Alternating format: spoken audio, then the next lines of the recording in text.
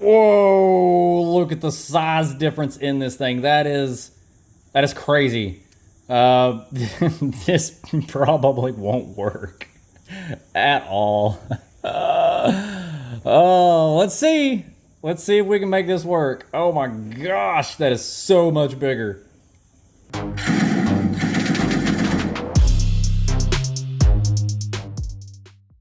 Okay guys, so I made a mistake. I just assumed that the bike was going to be running lean due to the exhaust and the modifications that I've been making. So I decided to port the factory jet out to one step up.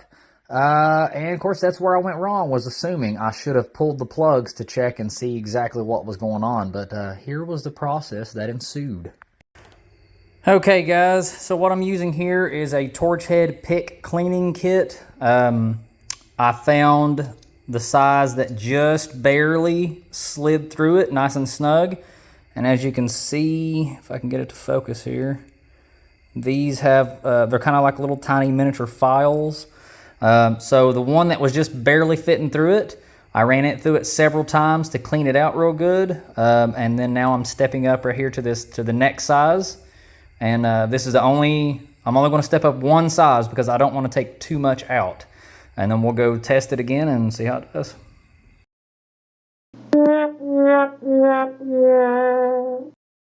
Well guys, that was my very first time porting a carburetor jet, and I messed it up. I took it for a test drive and it ran like crap. You could tell that it was like super rich. I can't fill the jet with solder and then re-drill it because I didn't use a drill. I didn't have a drill bit small enough. I used like I said, that little file, that little pick file. So I just ordered a new jet. Actually, I got a bunch of jets for like $7. So, but the problem is, No Name Nationals is in 5 days, and it takes 3 days for that to get here. So for 3 days, I'm gonna be like high-strung anxiety knowing that I need to swap that jet out. I won't be able to. I'll have to wait till it gets here. But the good news is, I mean, since I bought a varied amount of jets, I'll be able to check them and just pop a new one in it, and then should be good to go. So I'll give you guys an update in 3 days. Hey guys, how's it going? So today we're going to be replacing the stock little teeny tiny carburetor that comes on our CT100U.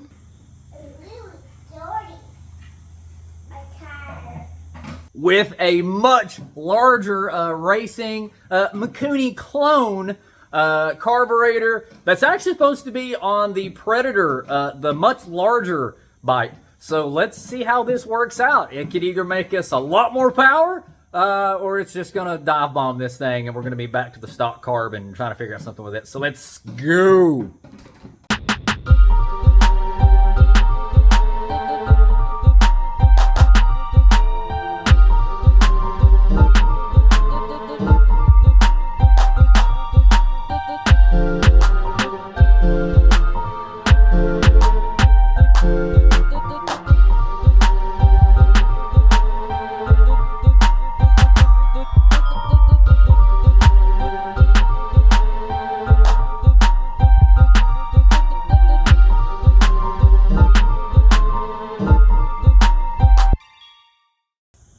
Whoa, look at the size difference in this thing. That is crazy. This probably won't work. Okay, so I have had to very extensively modify this. I've had to slot the holes out a lot. Right there, I had to dimple it in so that way the head of the bolt had like a little recess to set in, because once they're in here, it was trying to like come over like this, like it was like super tight like that. So it needs that recess in it for it to set properly. It's been a hassle. Well, after a lot of modifying, that part's on. Success! Okay guys, so I've had it successfully installed since yesterday.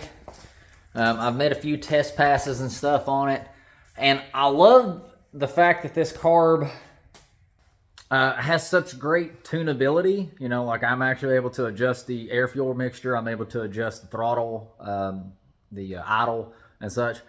That's awesome. I love that I can do all this. However, I think the carb is way too big. So I think I'm kind of in a conundrum to where the stock carburetor is just a hair too small, and this aftermarket one that I've got right here is just way too big. So I kind of need a carburetor that's in between these two sizes. So I'm going to try rejetting it, and we'll see if it makes it see if I can get a better pass than I did with the stock carb. And if I can't get any faster than the stock carb, then I'm just going to put the stock one back on it, and I'll just sell this one and try again later, see if I can find a better carb that fits. Let's see how it works. Okay, so you used a little bit of solder here and plugged up the hole in the jet. That way I can re-drill it to a smaller size. So these drill bits are so tiny that really the only way that I could do this, and to be, you know, kind of safe with it, is I put the jet very gently into the drill, and I'm holding the drill bit with a pair of pliers, and I'm very slowly turning the drill. Like I've got it on the lowest speed setting and really slowly turning it. And I was able to re-drill out re-drill the jet back out. So got to be real careful with this, because this, you know, the solder itself and especially the metal of the jet is so soft. You could just about do it by hand. Look how tiny these drill bits are. They're so tiny. All right, guys. As bad as I hated to, I had to take the aftermarket carb off.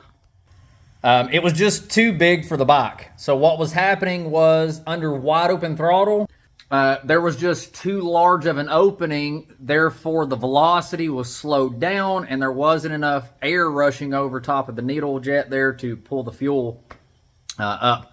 So as long as I had it like quarter throttle, you know, it was only allowing a little bit of airflow, or it was only allowing a little bit of air in, and therefore it was keeping the velocity a lot higher. Anyways, I went through various jet sizes. I went from the leanest setting on it down to the richest and back up, and it's an awesome carb to be a cheap little Chinese carb. It was great.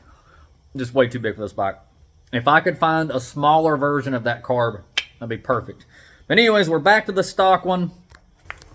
I've got the box modified just a little bit for just a little bit more airflow, and I think it's going to do just fine. We've already racked off a 16-second 1/8 mile, so I'm going to try to get this thing back to the 16 seconds again. It should be there. So let's go see. Okay, guys, tune in next time to see, did I get back into the 16s? And also, did I completely ruin the bike? I chose to try a very, very risky modification that could have completely cost us the event. Let's see what happens.